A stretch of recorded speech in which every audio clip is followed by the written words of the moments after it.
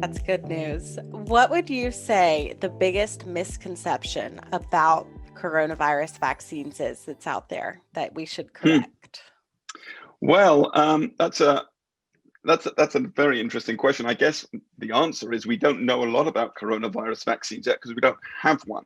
But let me take a look at the influenza vaccine, which we've had for upwards of 50 years now. So the one of the problems with the influenza vaccine, as I mentioned a few minutes ago, is that there are lots of different strains of influenza around, and that means that each year we have to change the vaccine so that it incorporates the 3 or 4 most likely strains of influenza. So um, that's a problem, and that's one of the reasons we need to get the vaccine each and every year. Now, will this vaccine, the Pfizer vaccine, will this also have to be given on a yearly basis, or will our immune system remain, vigilant and primed based on what appears to be a 2-dose regimen? In other words, you're going to have to get the vaccinated once and then come back a few weeks later and get the second dose.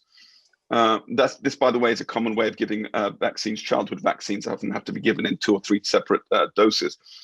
But the question is whether will our immune system remain primed against the coronavirus, or whether you'll have to get this on a yearly or every 5 or 10 years, like for instance a tetanus vaccine, which you need every 10 years or so. So that's one of the questions that we have, and of course the other question is different strains of coronavirus.